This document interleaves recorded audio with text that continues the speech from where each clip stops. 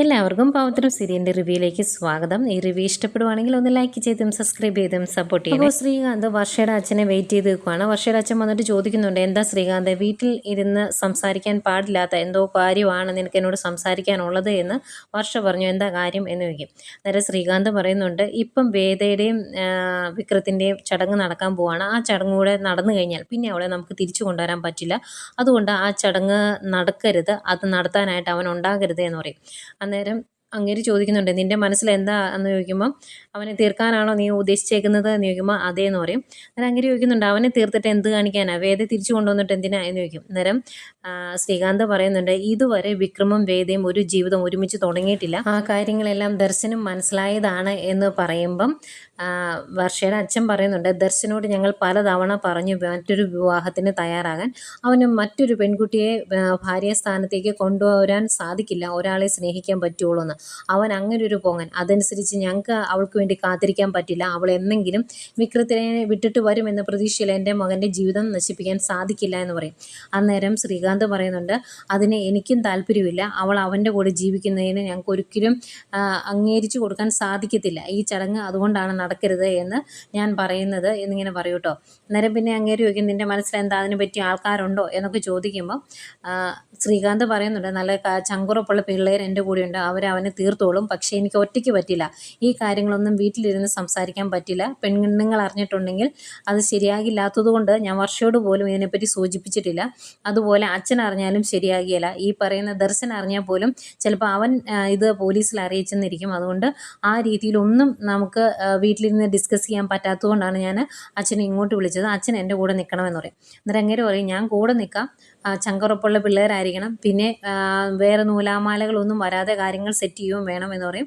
അന്നേരം ചെയ്യാമെന്ന് പറഞ്ഞ് ശ്രീകാന്തിന് ഒരു ഉറപ്പ് കിട്ടുവാണ്. അച്ഛനോട് കൂടെ ഉണ്ടല്ലോ എന്നൊരു സമാധാനം കിട്ടുന്നുണ്ട് ശ്രീകാന്തിന്.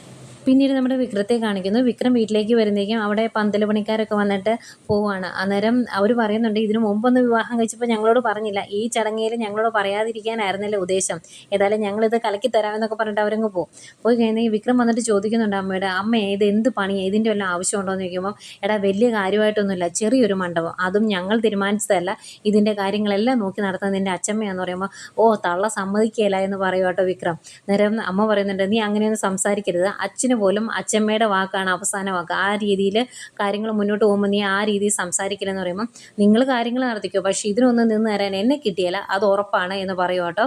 അന്തേക്കും അകത്തുനിന്ന് ശ്രീജയുടെ മോളെ ഇറങ്ങി വരും. എന്നിട്ട് ചോദിക്കും, കൊച്ചിച്ച എന്നെ ഒന്ന് പുറത്ത് കറങ്ങാൻ കൊണ്ടാവുമോ എന്ന്.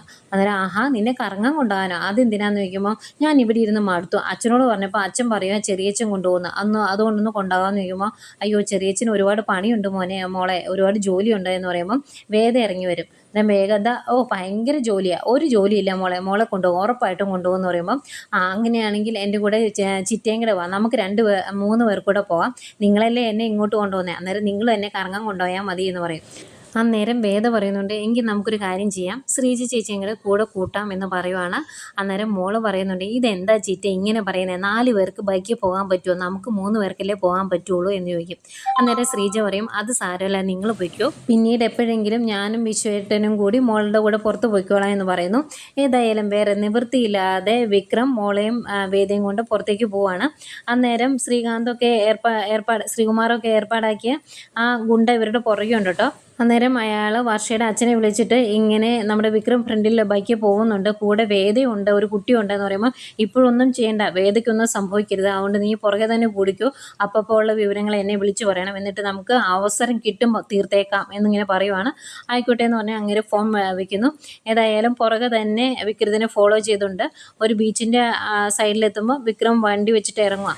വണ്ടിയിൽ നിന്ന് ഇറങ്ങി കഴിയുമ്പോൾ മോള് ചോദിക്കുന്നുണ്ട്, ചെറിയച്ഛൻ വീണ്ടും ചിറ്റേനെ വിവാഹം കഴിക്കാൻ പോവാണ് എന്ന് അമ്മ പറഞ്ഞു, അതെന്താ എന്ന് ചോദിക്കും. അന്നേരം നിൻ്റെ അമ്മയുടെ തലയ്ക്ക് പ്രാന്തായതുകൊണ്ട് അങ്ങനെ പറഞ്ഞത് എന്ന് പറയുമ്പം വേദ പറയുന്നുണ്ട്, പ്രാന്തായതുകൊണ്ടൊന്നും അല്ല മോളെ, ഇതിനു മുമ്പ് നിൻ്റെ ചെറിയച്ഛൻ എന്നെ വിവാഹം കഴിച്ചപ്പോഴേ ആ കെട്ടങ്ങ് നന്നായിട്ട് ഉറച്ചില്ല, ഭയങ്കര ധൃതി ആയതുകൊണ്ട് പെട്ടെന്ന് കെട്ടിയതാണ്, അതങ്ങ് മുറുകിയിട്ടില്ല, ഞങ്ങൾ രണ്ടുപേരും ഒരുപാട് കാലം ഒരുമിച്ച് ജീവിക്കേണ്ടതല്ലേ, അതുകൊണ്ട് അതൊന്ന് മുറുക്കി കെട്ടണം, അതിന് വേണ്ടിയാണ് രണ്ടാമതൊന്നുകൂടെ വിവാഹം നടത്തുന്നതെന്ന് പറയുമ്പോൾ, ഓ അതിന് വേണ്ടിയാണോ എന്ന് ചോദിക്കും.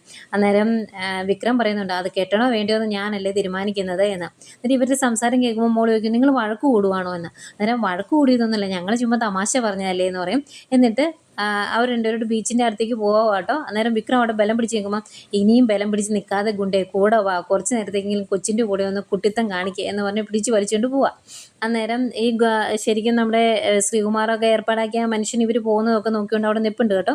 കുറച്ച് നേരം ബീച്ചിൽ കളിക്കുകയൊക്കെ ചെയ്യും. ഈ സമയം ഇവർ കളിക്കുന്നതൊക്കെ നോക്കി നിൽക്കുന്നുണ്ട്. കണ്ണുകെട്ടി കളിക്കുമ്പം മോളുടെ കൂടെ കണ്ണുകെട്ടി കളിക്കുമ്പോൾ വിക്രം വേദയെ അറിയാതെ പോയി കെട്ടിപ്പിടിക്കുന്നൊക്കെ ഉണ്ട് കേട്ടോ. ഏതായാലും ആ കളികളെല്ലാം കഴിഞ്ഞിട്ട് അവർ തിരിച്ചു പോരുവാണ്.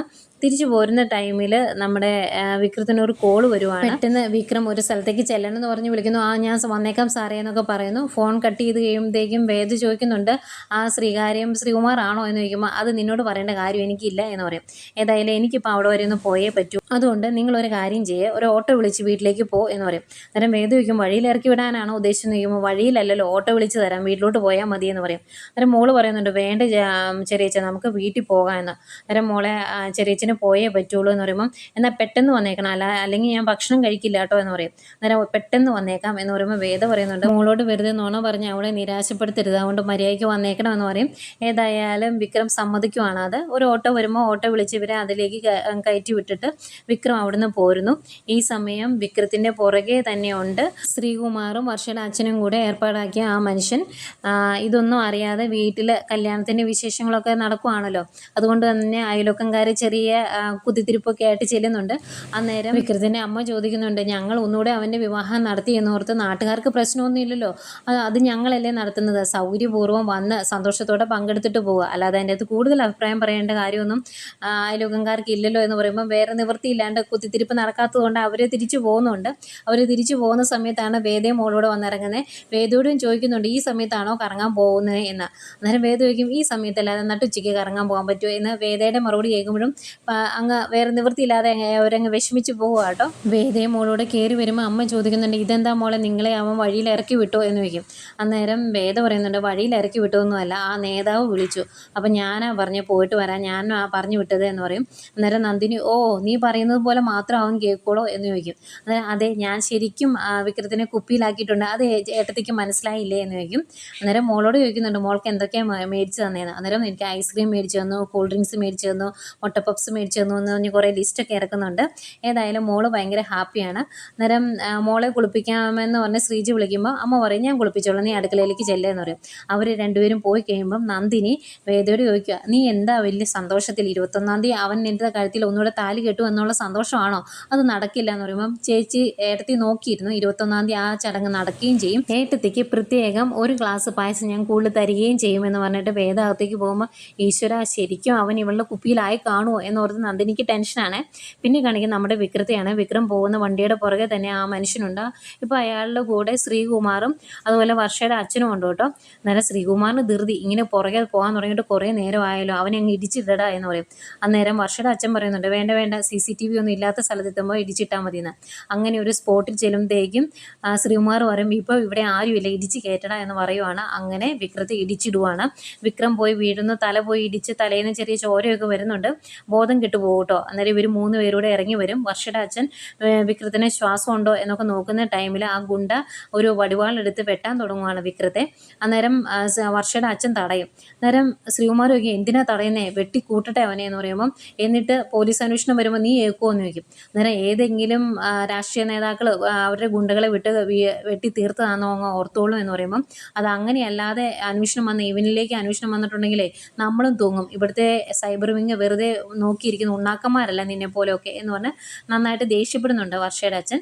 എന്നിട്ട് പറയും ഈ വഴി ഇനി ആരും വരത്തൊന്നുമില്ല, ഇവിടെ കിടന്ന് ചോര വാർന്ന് ഇവനങ്ങ് തീർന്നോളും എന്ന് പറഞ്ഞ് അവർ തിരിച്ചു പോവുകയാണ്. വിക്രത്തെ ഉപേക്ഷിച്ച് വിക്രം ബോധം കേട്ട് ചോര വാർന്ന് റോഡരികിൽ കിടപ്പുണ്ട്. ഇതൊക്കെയായിരുന്നു ഇന്നത്തെ എപ്പിസോഡ്.